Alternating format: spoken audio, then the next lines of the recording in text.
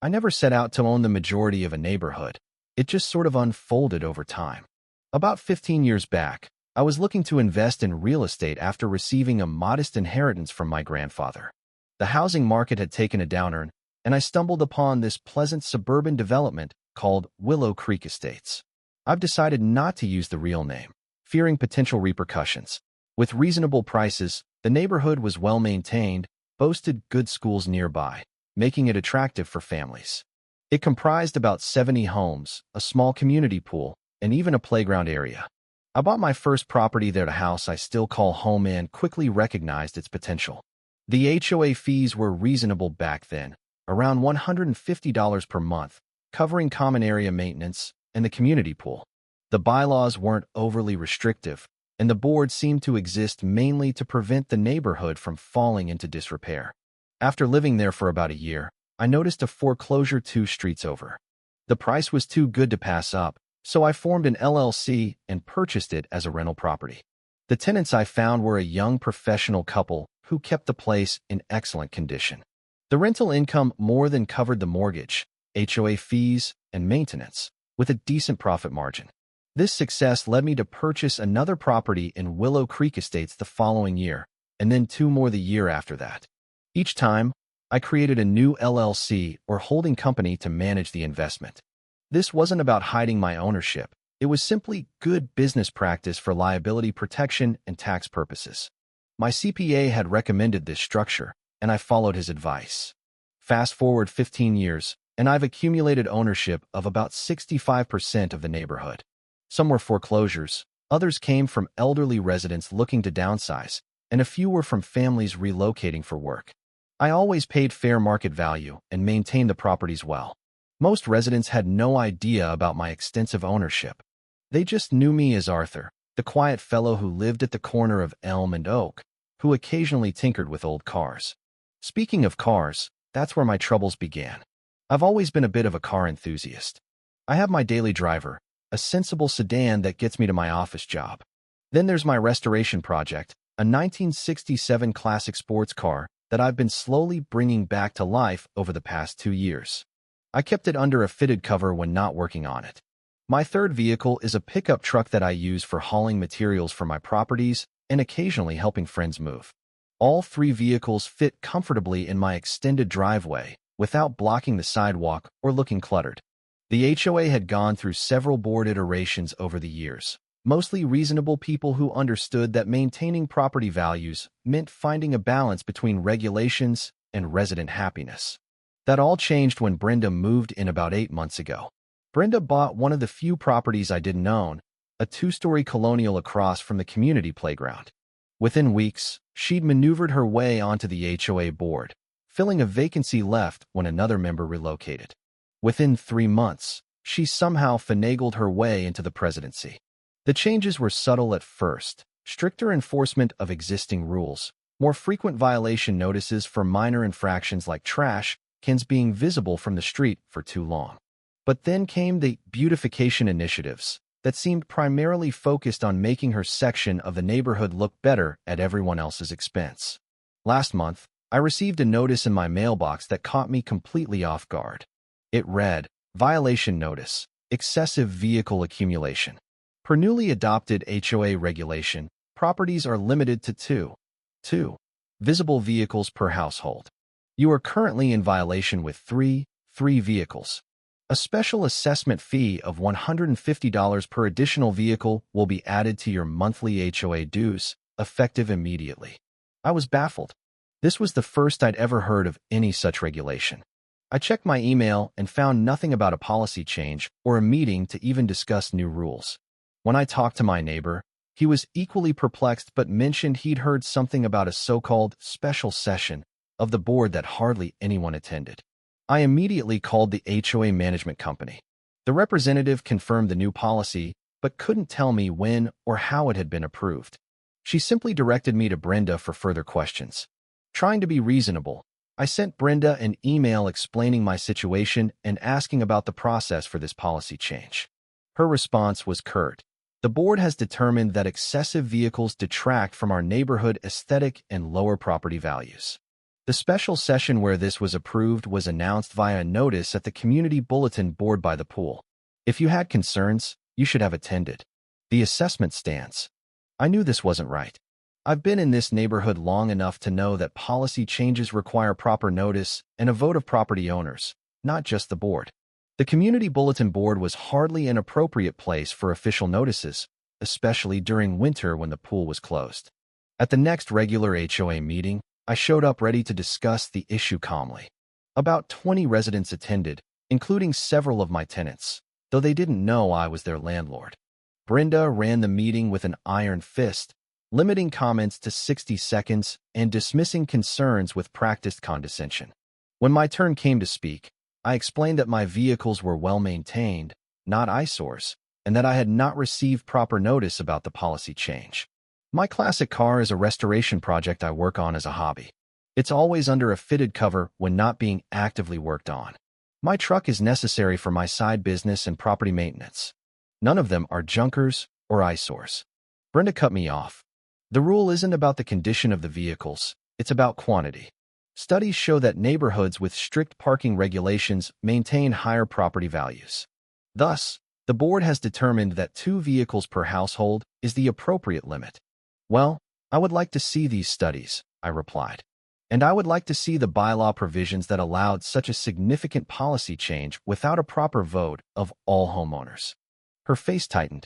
The bylaws give the board discretion to implement rules for the betterment of the community. If you would like to dispute this, you're welcome to hire an attorney, but I assure you, the board acted within its authority. Another homeowner spoke up, asking similar questions about the notification process. Brenda dismissed him as well, stating that proper notice was provided according to the HOA guidelines. After the meeting, I approached Brenda privately, trying to find a compromise. Look, Brenda, I understand wanting to keep the neighborhood looking nice. What if I park my classic car in the garage when I'm not working on it? Rules are rules, she said with a smirk. We can't make exceptions, or everyone will want one. The assessment stands. If you don't like it, you can just move. The following week, I received an updated statement showing my HOA dues had increased from $200 to $350 per month. I decided to pay just the regular $200, hoping to resolve the issue before it escalated. That was a mistake. 2 weeks later, I received a formal notice threatening a lien on my property if I didn't pay the so-called delinquent assessment, plus a $50 late fee. Around the same time, I started getting calls from my property manager about violation notices at several of my rental properties. Things like grass half an inch too tall, a garden hose visible from the street, a trash can brought in at 7:30 p.m. instead of 7 p.m., etc. It was clear that Brenda had somehow deduced I owned multiple properties and was targeting me specifically. What she didn't know was exactly how many properties I owned. I decided it was time to do some research. I carefully reviewed the HOA bylaws, which I had filed away years ago. As I suspected, policy changes and special assessments required. Written notice to all homeowners at least 30 days prior to any vote. A 2/3 majority vote of all property owners, not just the board members. Proper documentation of the vote and notification to all homeowners of the results. None of these steps had been followed. The special session Brenda referenced had been attended by only the 5 board members and 3 of their friends, based on what I could gather from talking to other neighbors. I also discovered something else interesting in the financial reports I requested from the management company. Landscaping expenses had tripled in the past 6 months, with the majority of the work being done on the common area directly adjacent to Brenda's property, as well as those of 2 other board members. There was also a new line item for community planning consultant, fees paid to someone with the same last name as Brenda. Something was definitely not right here. It was time to take action, but I wanted to ensure I was on solid legal ground before making my next move. I consulted with a real estate attorney who specialized in HOA disputes. After reviewing everything, my attorney, Mr. Harrison, confirmed my suspicions. You're in a uniquely powerful position, Arthur, he told me. But we need to be methodical about this to avoid any potential backlash or legal complications. We drafted formal letters requesting all HOA documents, meeting minutes, financial records for the past 3 years, voting records, and official communications regarding policy changes. These requests were sent from Mr. Harrison's office on behalf of each of my LLCs separately, creating a sudden flood of legal document requests that the HOA management company could not ignore. Brenda called me the next day, clearly agitated. "Arthur, what is with all these document requests from different property owners? Do you know anything about this?" I kept my tone neutral. "Well, Brenda, I'm aware that several homeowners have concerns about recent policy changes and financial management. I've heard people talking at the mailboxes. Well, it's causing a lot of unnecessary work," she snapped. "The board conducts its business properly, and these fishing expeditions are wasting everyone's time and HOA resources. I'm sure the management company is just following legal requirements for document access," I replied calmly. "Every homeowner has the right to review HOA records." 2 days later, I received another violation notice, this time for unauthorized gatherings, because I had spoken with 3 neighbors in my driveway about the HOA issues. The $100 fine attached to it was the last straw. Mr. Harrison advised it was time to execute our plan. We prepared notices for a special meeting of homeowners to be held in 2 weeks, with an agenda that included review of recent policy changes and compliance with bylaw requirements, an audit of HOA financial activities, and a vote on the continuation of current board leadership. We sent these notices via certified mail to every homeowner in the neighborhood, strictly following the notification requirements in the bylaws. Brenda attempted to block the meeting, sending out a competing notice claiming that only the board could call special meetings. Mr. Harrison quickly responded with a formal letter, citing the specific bylaw provision that allowed owners representing at least 25% of the properties to call such a meeting, a threshold I easily exceeded alone. The day before the meeting, I received an interesting call from the HOA management company. "Mr. Arthur, we've received concerning information regarding the special meeting tomorrow," the account manager said hesitantly. "The board president, Ms. Miller Brenda, has instructed us to inform all homeowners that the meeting has been canceled due to procedural violations." "What procedural violations?" I asked. She didn't specify exactly, but she was quite insistent. "However," she paused, "as a management company, we are obligated to follow the HOA bylaws, and your meeting notice appears to comply with all requirements. We are in an awkward position here." "I understand," I replied. "I suggest you review Section 5.3 of the bylaws regarding special meetings called by homeowners. The meeting will proceed as scheduled. Your company might want to have a representative present to observe for proper record keeping."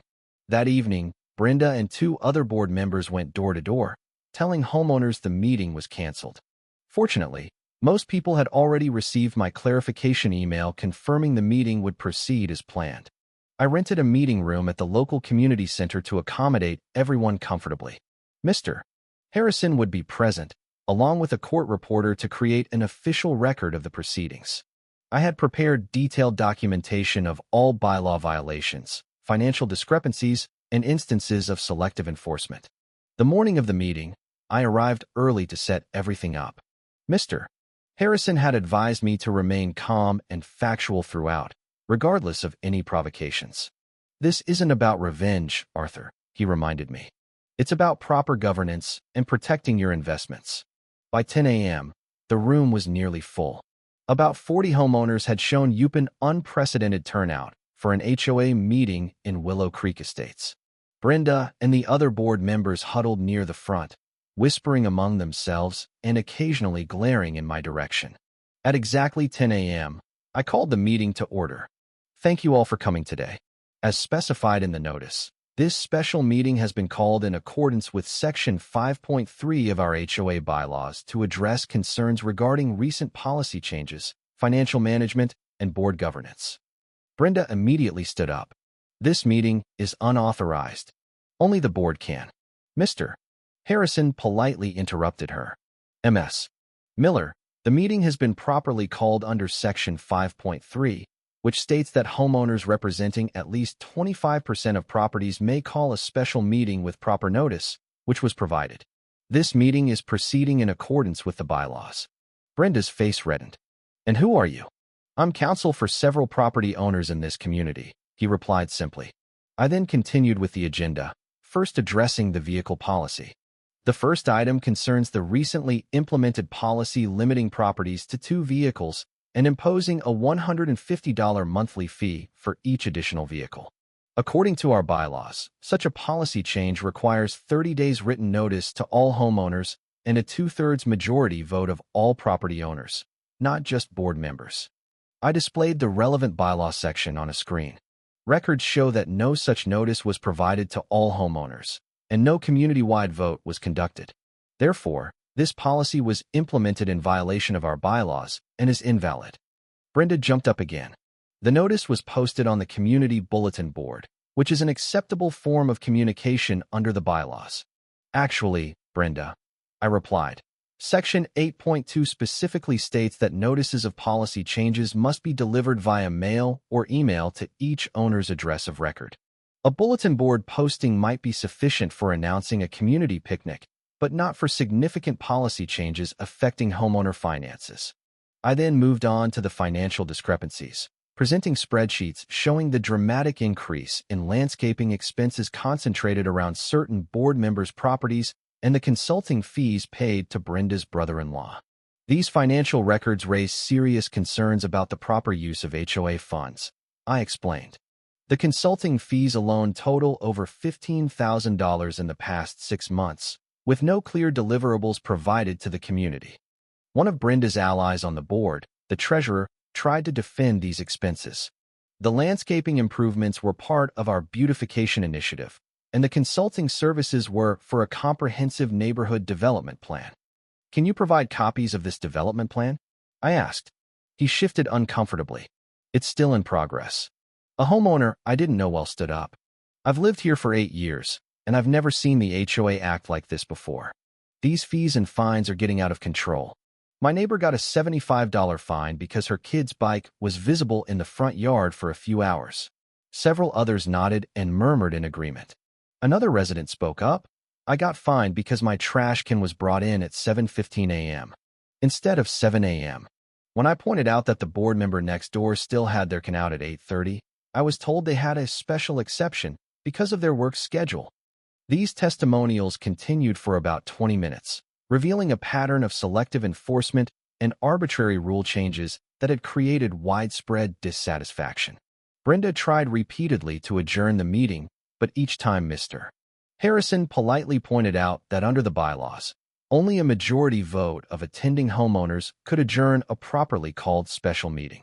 Finally, we reached the critical moment. Based on the documented violation of our bylaws and the financial concerns presented, I stated, I move for a vote of no confidence in the current board and the removal of all sitting board members, effective immediately. Brenda laughed dismissively. You need a 2/3 majority of all homeowners for that, which you'll never get. Most people aren't even here today. This was the moment I'd been preparing for. Actually, Brenda, I'm prepared to vote on behalf of the properties that I represent, I replied calmly. You only have one vote, she snapped. Mr. Harrison handed me a folder, and I removed a document listing all of my properties by address. Under our bylaws, each property gets one vote. I own or control 46 properties in this neighborhood through various LLCs and holding companies, representing approximately 65% of the neighborhood. The room fell silent. I placed the document on the table. Brenda's face went from red to white in seconds. That's not possible, she stammered. It is not only possible but factual, Mr. Harrison replied, sliding forward a stack of property records and LLC documentation. Each of these business entities is a legitimate property owner, and each has assigned my client their proxy for today's vote. One of Brenda's allies examined the documents, his expression growing increasingly concerned. These look legitimate, he muttered to Brenda. To proceed with the vote, I continued calmly. I vote 46 properties in favor of removing the current HOA board. Would anyone else like to cast their vote? Nearly every homeowner present raised their hand in support. Only Brenda and her 4 fellow board members voted against the motion. The motion passes with approximately 82% of all properties voting in favor, far exceeding the 2/3 requirement, I announced. According to our bylaws, upon removal of the board, an interim board must be appointed until a proper election can be held within 60 days. Brenda was fuming. "This is ridiculous. You can't just take over like this." "It's completely legal, Mr. Harrison finished for her, and necessary, given the documented violations of fiduciary duty." The meeting continued with the appointment of an interim board consisting of myself and 4 other homeowners who had expressed interest in serving. We immediately passed resolutions rescinding all improperly implemented policies, including the vehicle limitation, and froze all non-essential spending pending a complete financial audit. As the meeting concluded, Brenda and her allies stormed out, but not before she turned to me with a glare. "This isn't over, Arthur. You'll be hearing from my attorney." Mr. Harrison simply handed her his card. "We look forward to it." In the following days, the financial audit revealed even more concerning findings. Beyond the landscaping and consulting fees, we discovered that Brenda and 2 other board members had used HOA funds to pay for personal expenses, including a weekend board retreat at a luxury resort that appeared to be solely a vacation for the board members and their spouses. Furthermore, the audit revealed that the HOA's reserve fund money set aside for major repairs and improvements had been severely depleted for these questionable expenses. This put the neighborhood at financial risk if any significant repairs were needed for common areas or facilities. Based on these findings, the interim board faced a decision: attempt to recover the misused funds from the former board members or focus on restructuring the HOA to prevent such abuses in the future. We decided to do both. With Mr. Harrison's help, we sent demand letters to Brenda and the other involved board members, requesting repayment of misappropriated funds totaling nearly $37,000. We also provided them with a copy of the audit report and informed them that failure to repay would result in legal action and potential criminal charges for embezzlement. Simultaneously, we began working on revised bylaws that would provide greater transparency and homeowner oversight. Key changes included requiring all policy changes to be approved by 75% of property owners, with 45 days notice, implementing quarterly financial reviews by an independent accountant, creating term limits for board members, establishing a clear process for homeowners to dispute violations and fines, requiring multiple competitive bids for any expense over $1,000. While these changes were being drafted, we held several community forums to gather input from homeowners. The turnout was impressive, with many residents expressing relief at the more open and collaborative approach. Brenda and 2 other board members eventually agreed to repay the misused funds after their attorneys reviewed our evidence. The other 2 board members claimed they weren't aware of the financial improprieties and provided emails showing they had questioned some expenses but were overruled by Brenda. We worked out separate agreements with them for partial repayments. As the 60-day period for a new board election approached, an unexpected development occurred. Several homeowners approached me with a proposal to dissolve the HOA entirely and replace it with a simpler neighborhood association focused only on maintaining common areas and organizing community events. "We've been talking with our neighbors," one longtime resident explained. "Most of us feel the HOA has become too restrictive and expensive. We prefer a more limited organization with lower fees and fewer rules." This aligned with my own thinking. While HOAs can serve a valuable purpose in maintaining community standards, they often become vehicles for overregulation and petty power struggles. We conducted a community-wide survey to gauge interest in this option, and the results were clear. 78% of respondents preferred dissolving the HOA in favor of a simpler neighborhood association. Dissolving an HOA isn't simple. It typically requires approval from 80 to 90% of homeowners and coordination with county authorities regarding common areas and facilities. However, with my ownership stake and the support of other residents, we had the votes needed to proceed. We held the final vote at a well-attended community meeting, where the motion to dissolve the HOA and establish a neighborhood association passed with 87% approval. Brenda and a few allies did not attend. The transition took about 6 months to complete, working with county officials and Mr. Harrison to ensure all legal requirements were met. The new Willow Creek Estates Neighborhood Association has a simple charter: maintain the community pool and playground, organize 3 community events annually, and manage minimal landscaping of common areas. The monthly fees dropped from $200 to $75 per household, and most restrictive rules were eliminated. I still maintain a low profile about my extensive ownership, although it's no longer really a secret. I've been transparent about my intentions to maintain a pleasant, affordable community, and most residents seem appreciative of the changes. As for Brenda, she put her house on the market 3 months after the HOA dissolution and moved away, reportedly to another neighborhood with proper standards. The two board members most closely aligned with her financial improprieties also sold their homes within the year. Willow Creek Estates is a different place now. Children's bicycles sometimes sit in front yards overnight. Some houses have 3 cars in the driveway. A few residents have even painted their front doors colors that would have earned violations under the old regime. But property values have remained stable, and community participation in neighborhood events has actually tripled. Oh, and my classic sports car restoration is nearly complete. I still park it in my driveway, alongside my daily driver and truck. And nobody complains.